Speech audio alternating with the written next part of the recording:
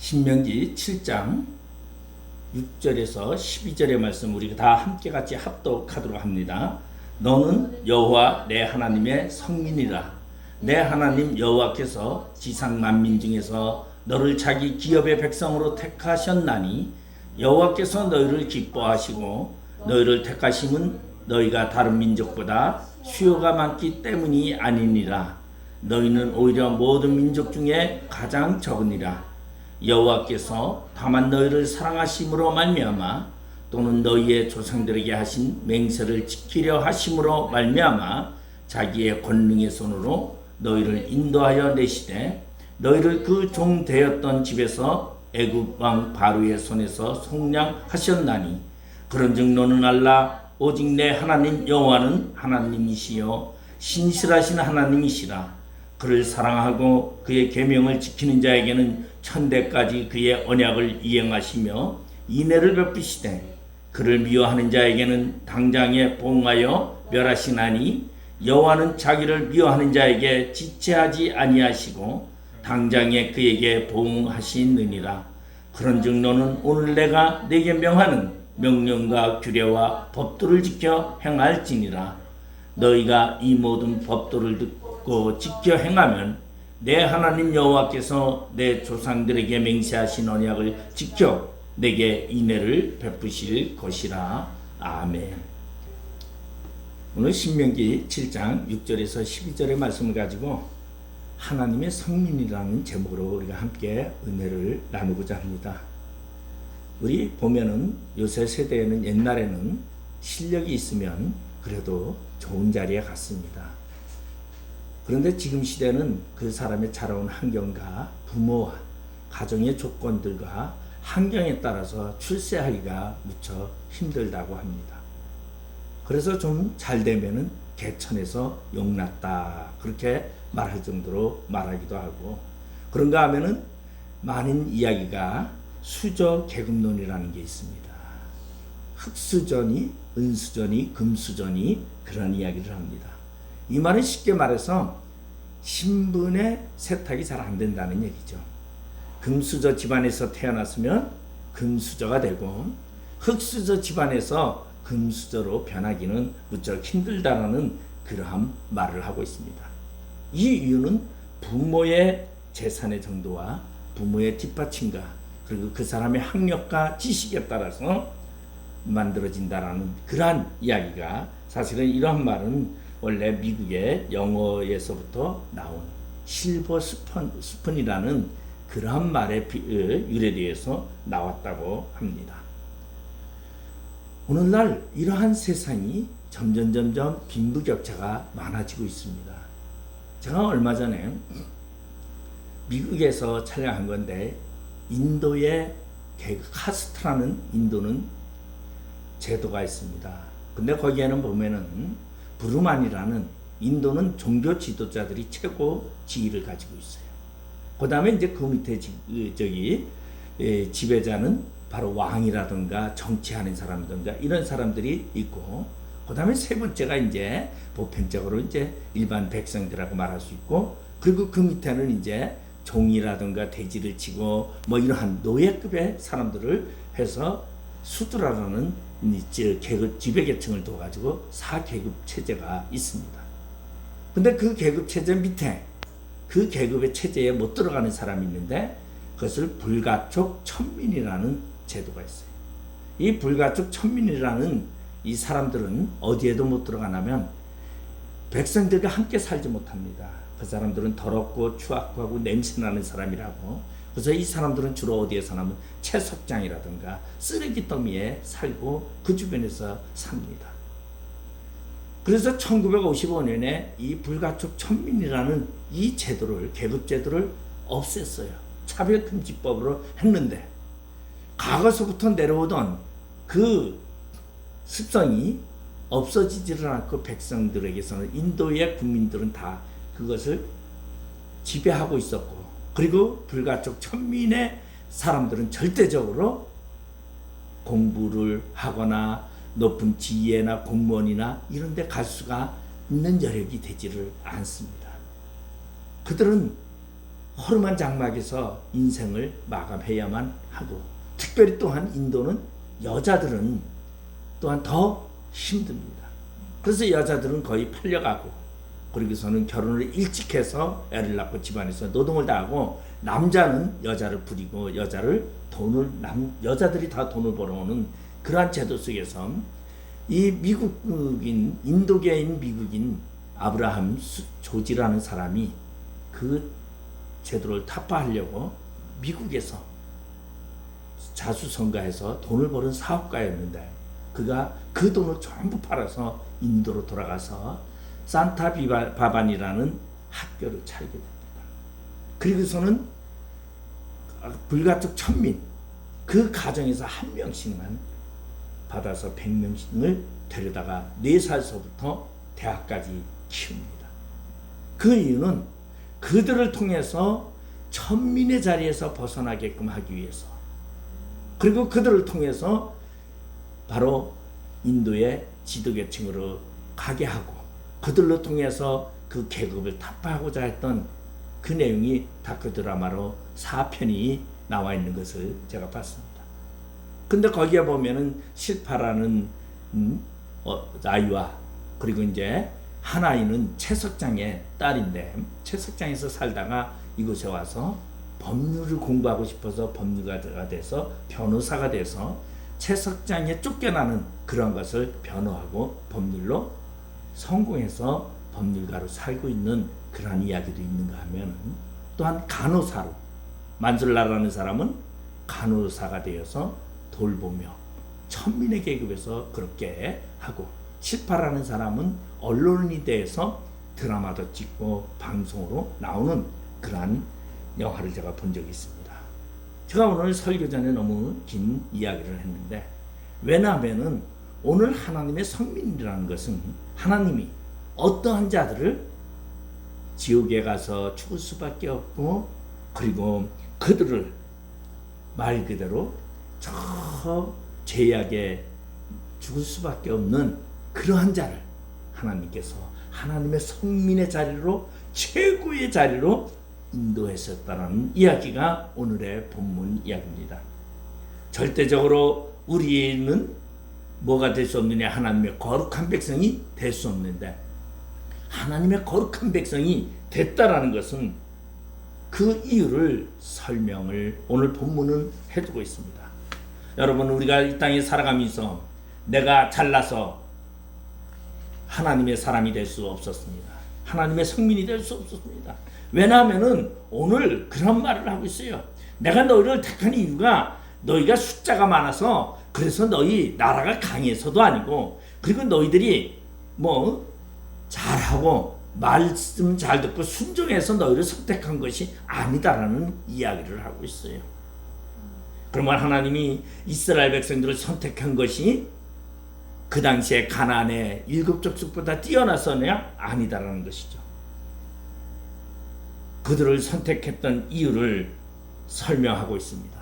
그 성민의 조건을 오늘 본문은 이야기하고 있는데, 먼저 6절에 보면은 이러한 말씀을 하고 있습니다.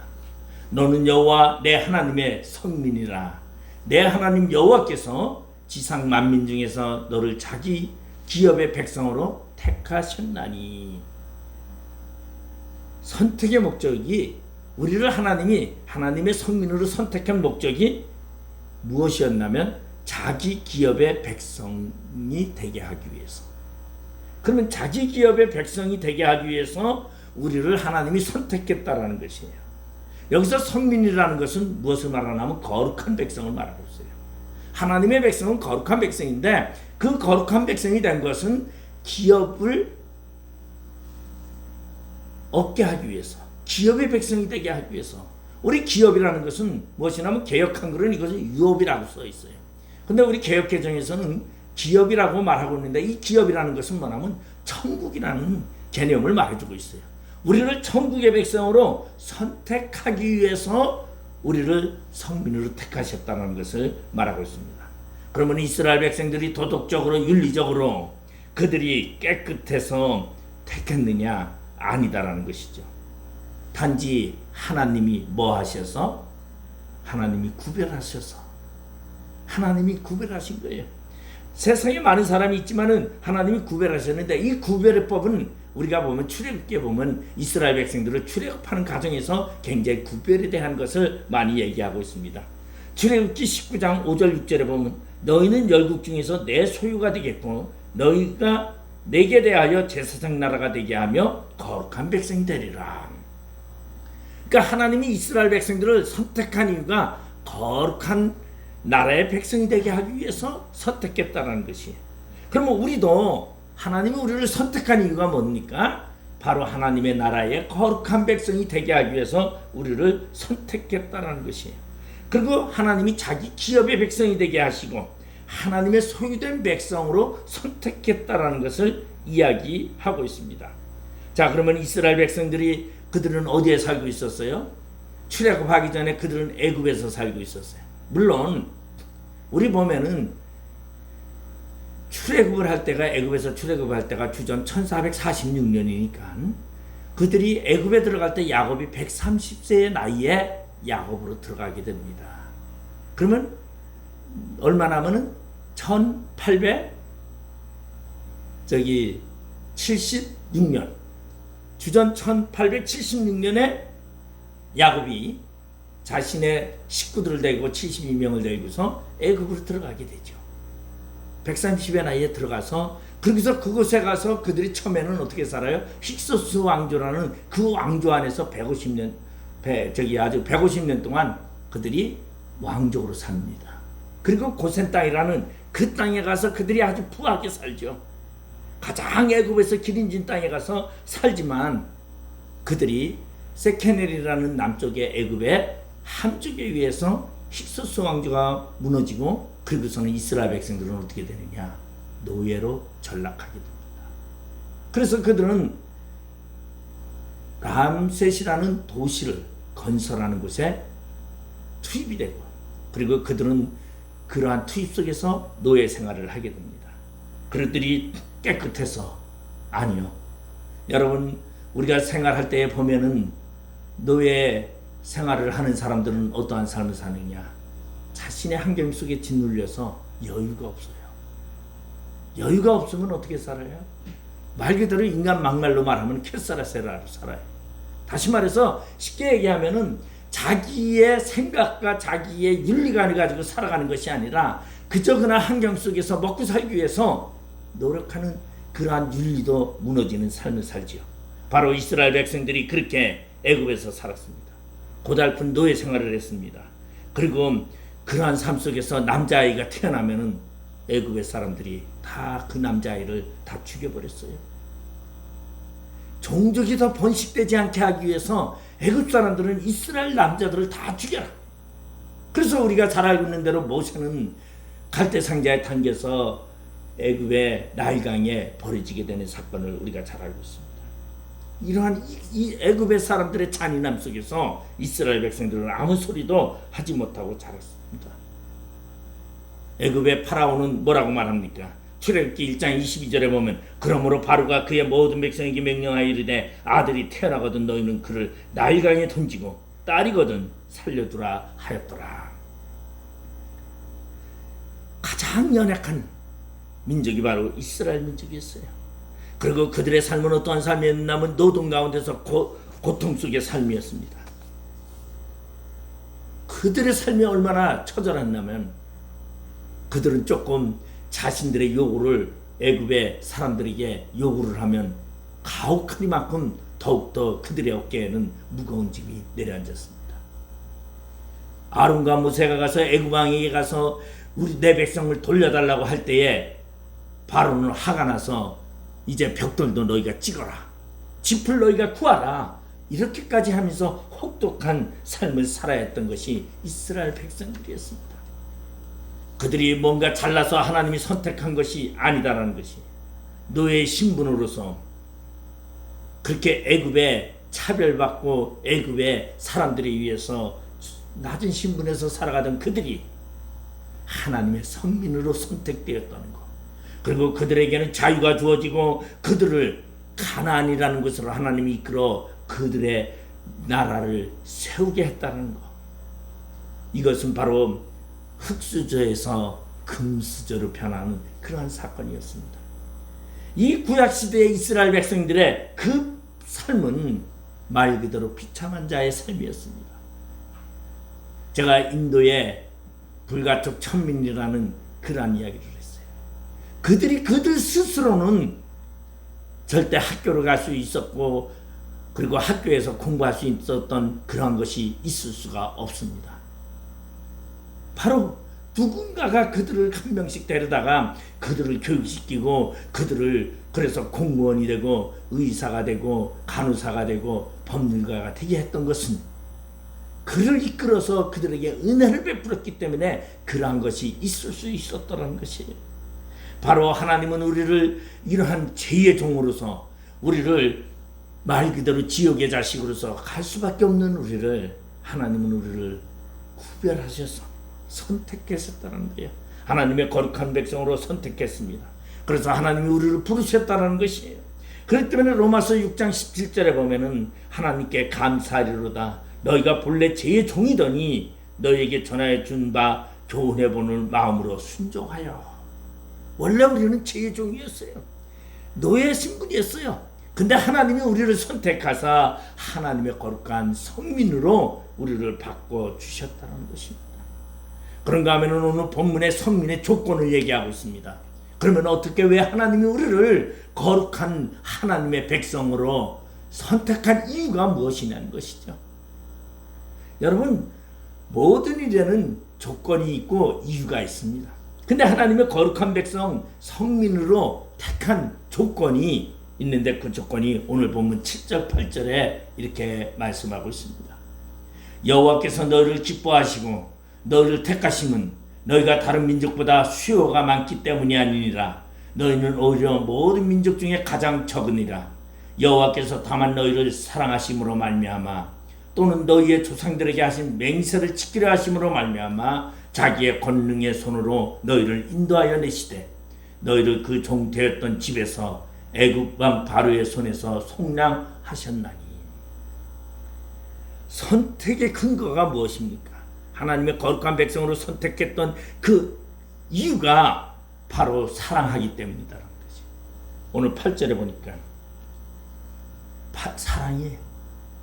그러면 하나님이 그들을 사랑하는 조건이 뭐였느냐는 거죠. 여기 보니까 너희가 수요가 많아서 아니 너희 민족은 다른 가나안의 어떠한 민족보다 너희들은 작아. 그러니까 내가 너희들이 강해서 너희를 선택한 것도 아니고 너희들이 똑똑해서 선택한 것도 아니고 단지 하나님이 너희를 사랑했기 때문에 선택했다는 거예요. 하나님이 사랑했기 때문에 우리를 선택했다는 것이.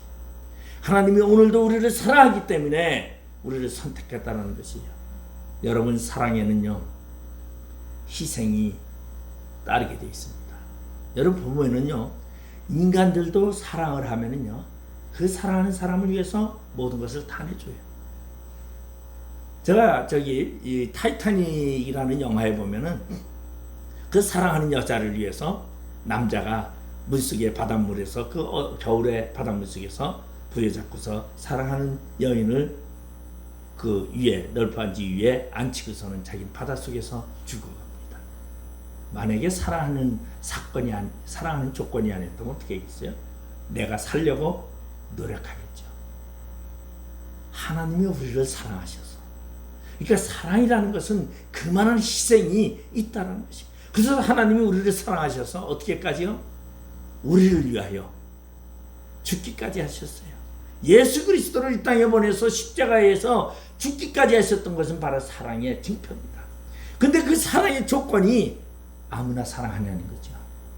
우리 결혼할 때도 사랑을 하면 우리 남자 여자가 결혼할 때도요 사랑을 하는데 이 대부분의 사랑은 조건적인 사랑이라 해요. 조건부적인. 근데 하나님의 사랑은 에로스적인 이제 말 그대로 아가페적인 사랑이라고 말하는데 우리 인간들의 사랑은 조건적이죠. 에로스 사랑. 그리고 또 이제 우리 보면은 친구의 우정 같은 사랑도 있어요. 근데 하나님이 우리를 사랑하셨는데 그 사랑의 조건이 뭐였냐면 오늘 8절에 보니까 사랑하는 이유를 설명했어요. 그게 뭡니까? 또는 너희의 조상들에게 하신 맹세를 지키려 하심으로, 맹세를 지키게 하심으로 우리를 사랑하셨다는 거죠. 그러면 하나님이 이미 이스라엘 백성들의 조상들과 언약을 맺으셨다는 것이, 하나님이 우리를 사랑하시는 이유가 뭡니까? 이미 우리와 언약을 맺으셨기 때문에 우리를 사랑한다는 것이. 여러분, 우리는 언약이, 그 언약이 뭡니까? 예수의 언약입니다.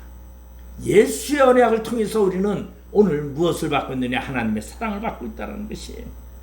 그 사랑의 조건이 어떤 나의 흔적이나 나의 어떠한 풍부함이나 나의 지식이나 나의 어떠한 환경적인 조건은 하나도 없다는 거예요. 여러분, 말 그대로 그렇다면 이스라엘 백성들이 순종을 잘해서 그게 조건이 돼서요? 아니요. 순종도 엄청나게 안 합니다. 예?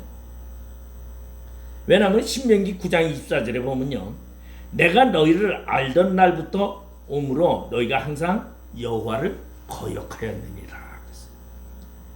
늘상 하나님은 말씀하시는데 늘상 거역했다고 했어요, 이스라엘 백성들이. 그러니까 하나님이 말을 잘 들어서 사랑한 것도 아니에요. 이 사랑을 무슨 사랑이냐면요, 말을 잘 들어서 사랑하는 것은 뭐죠? 그게 이제 조건적인 사랑이에요. 근데 하나님이 말도 듣지 않은 것을 사랑하는 거예요. 왜 사랑하느냐? 언약이 있기 때문에. 저는 이 언약을 하나님이 나를 사랑하는 이유로 생각하고 있어요. 저는 제가 원래 이렇게 이제 목사를 되려고 하지 않았죠. 저는 목사를 좋아하지 않았어요. 저희 집안이 대대로부터 예수 믿고 내려온 집안이다 보니까 뭐 교회에서 자라다 보니까 그렇게 목사가는 별로 안 좋아 보였어요. 그래서 저는 이제 공대를 나와서 설계사무소에서 이제 제 인생을 꽃피면서 돈을 좀 많이 벌어서 장로로서 멋있게 살아야 되겠다 그랬습니다. 근데 어느 날 하나님이 저를 불렀어요. 그래서 불러서 그러면 신학만 하겠습니다. 그런데 신학을 딱 갔더니 하나님이 늘상 내 마음속에서 목사가 되라고. 그래도 나는 목사 안 되겠습니다. 목사가 됐어요. 그리고서는 제가 하나님 앞에 그때 한 것이, 남들 다 목회하는데 그런 목회 나는 하고 싶지 않습니다. 특별한 그러한 것을 주십시오. 그래서 저는 이 목회보다도 신학교에서 강의를 더 많이 했어요. 목사 되기 전서부터 강의했으니까 이제 21년 차 제가 신학교 강의를 해왔습니다. 근데 제가 지금 목사가 돼서 강의를 하면서 지금 저를 돌아볼 때 내가 잘못했구나. 목양을 해서 사람이 많고 그리고 그러면은 좋을 텐데, 이게 신학교 강의를 하면은 뭐 하는 데냐? 맨날 학생들 키워서 사역지를 보내고 그들이 잘 사역할 수 있게 이거를 하는 그러한 자가 되어버렸어요. 그 어떤 때는 가끔씩 불만이 돼가지고 하나님 앞에 따집니다. 내가 말해놓고도 불만을 해요. 따져보면은 하나님이 저게 뭐라 원하는 게 뭡니까? 하나님이 원했던 게 아니라 내가 원했던 거예요. 그리고 내가 하나님과 약속했던 거예요. 그러니까 그래서 그걸 이제 알고 나니까 이제 그래, 일찌감치 포기하고 살자. 그래서 제가 이제 일찌감치 포기하고 이제는 나에게 주어진 조건 속에서 내가 하나님을 섬기며 하나님께 영광을 돌려야 되겠다. 왜? 하나님은 약속을 하셨어요. 여러분 개개인에게 언약을 하셨어요.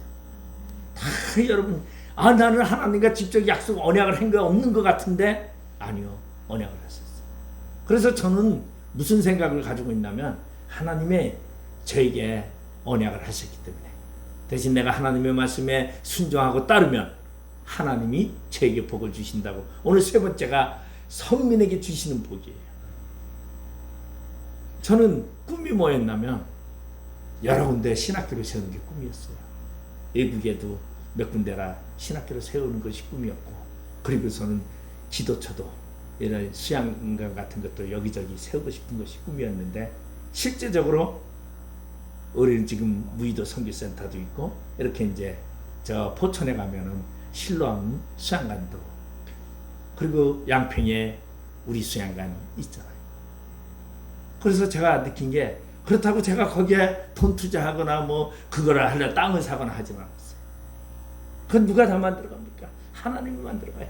뭐 때문에 하나님이 우리와 언약하셨기 때문에 약속하셨기 때문에. 그러니까 여러분도 여러분의 삶 속에서 살아가면서 하나님을 섬기고 하나님의 말씀에 순종할 때 하나님 그 약속을 신실하게 지키신다는 것입니다.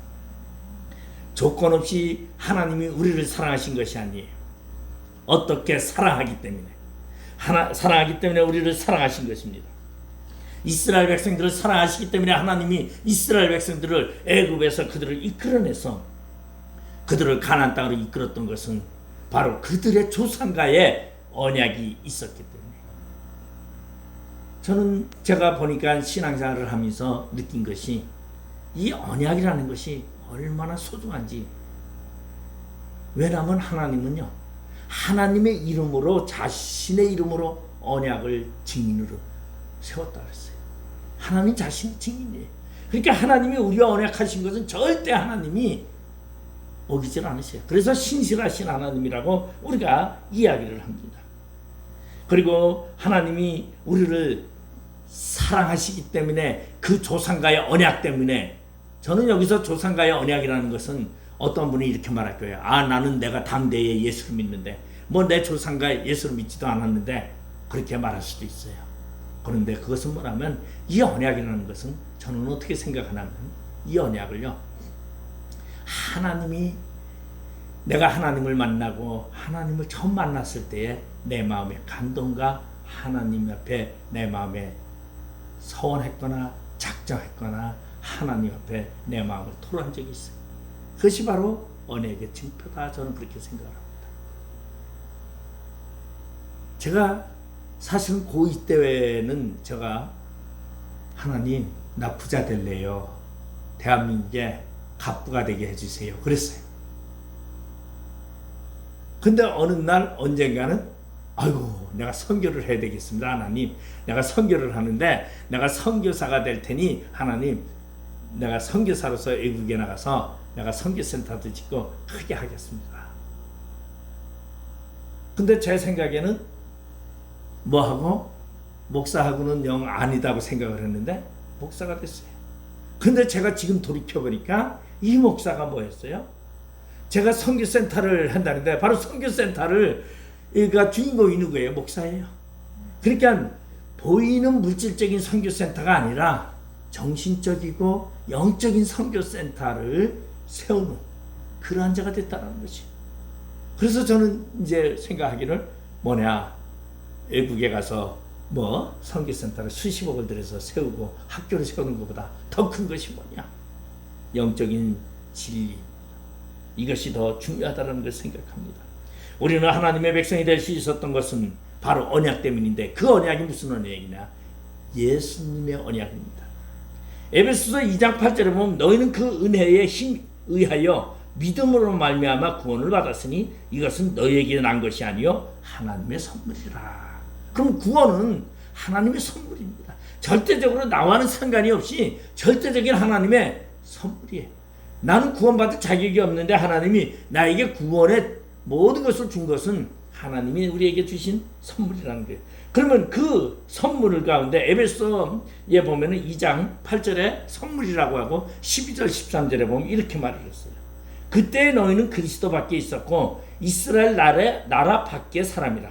약속의 언약들에 대해서는 의인이요 세상에서 소망이 없고 하나님도 없는 자이었더니 이제는 전에 멀리 있던 너희가 그리스도 예수 안에서 그리스도의 피로 가까워졌느니라. 그러면 우리는 언약 백성 밖에 있었어요. 언약 백성도 아니었어요. 그리고 우리는 소망도 없었어요. 하나님의 사람이 아니었는데 무엇으로? 예수의 피로. 예수의 피가 무엇입니까? 바로 예수가 나를 위하여 흘리신 그 십자가의 피로 말미암아 내가 하나님의 거룩한 백성이 되었다는 증표예요. 내가 그 예수를 믿는 것이 바로 언약의 증표라는 것이에요. 여러분, 내가 살아오면서, 지금까지 살아오면서 하나님이 나에게 무엇이 되라고 한 적도 없어요. 하나님이 나에게 무엇을 말하고 환상을 보여준 적도 없다라고 생각할 수도 있어요. 그러나 중요한 것은 내가 예수를 알았을 때, 예수가 십자가에 달려서 나를 위해 피 흘려 죽으신 그 사건을 알았을 때 이미 나에게는 예수의 언약의 징표가 이미 있었다는 것이. 그게 무엇이었냐면 예수의 피로 가까워졌느니라. 예수의 피로 가까워졌다는 것은 무엇입니까? 예수가 나를 위해 죽으심을 믿는 그 순간 하나님은 우리에게 언약을 약속했었어요. 내가 너를 구원하리라. 내가 너를 거룩한 백성으로 삼으리라. 그리고 내가 너에게 복을 주리라고 말하고 있다는 것이에요. 오늘 그러면 여기서 거룩한 백성, 성민에게 주어지는 삶은 무엇입니까? 오늘 12절에 보니까 너희가 이 모든 법도를 듣고 지켜 행하면 내 하나님 여호와께서 내 조상들에게 맹세하신 언약을 지켜 내게 인애를 베푸실 것이라. 그러면 하나님의 거룩한 백성은 어떻게 살아야 됩니까? 여기 보니까 세 가지죠. 듣고, 무엇을 들어야 돼요? 하나님의 말씀을 들어야 돼요. 그 다음에 두 번째는 뭡니까? 지키고. 그랬어요. 지키고. 지키라. 지켜. 그 다음에 세 번째가 뭐였어요? 행하라.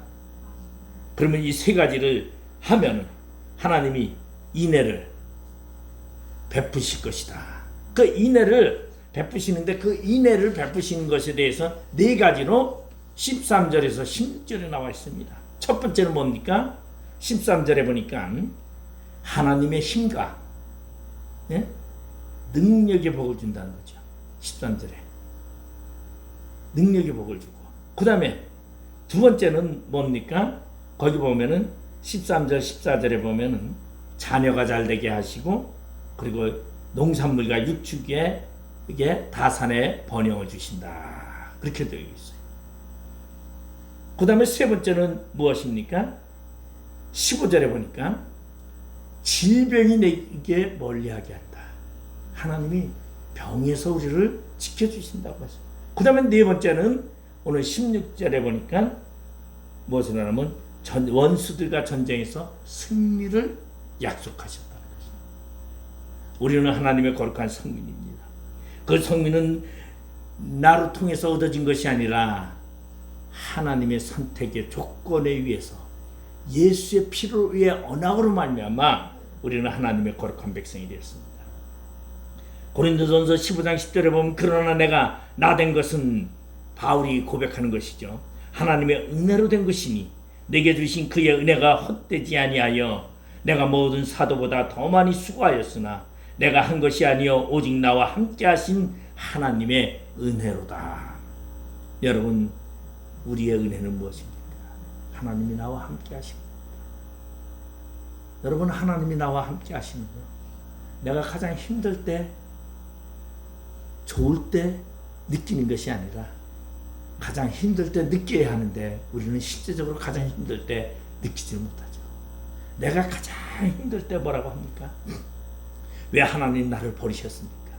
왜 하나님 나와 함께 하지 않습니까? 그렇게 생각을 합니다.